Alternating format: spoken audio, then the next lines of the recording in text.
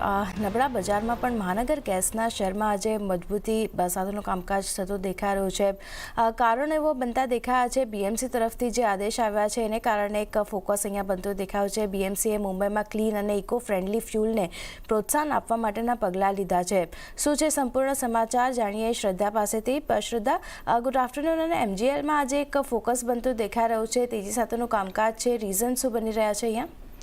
જી, તો બીએમસીએ ક્લીન અને eco friendly ફ્યુઅલના ઉપયોગ પર આદેશ આપ્યો છે, ઉપયોગ કરવા પર. અને બીએમસીએ કહ્યું છે કે પ્રદૂષણવાળા ફ્યુઅલની જગ્યાએ સીએનજી અને પીએનજી અપનાવો.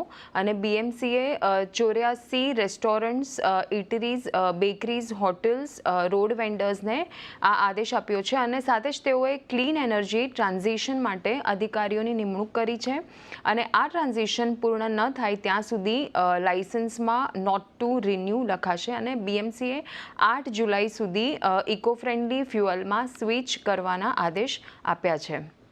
ઓકે, તો ખાસ કરીને આ જે સમાચાર બનતા દેખાયા છે બીએમસી તરફથી જે આદેશ આપવામાં આવ્યા છે એને કારણે એમજીએલ ફોકસમાં આવતું દેખાયું છે.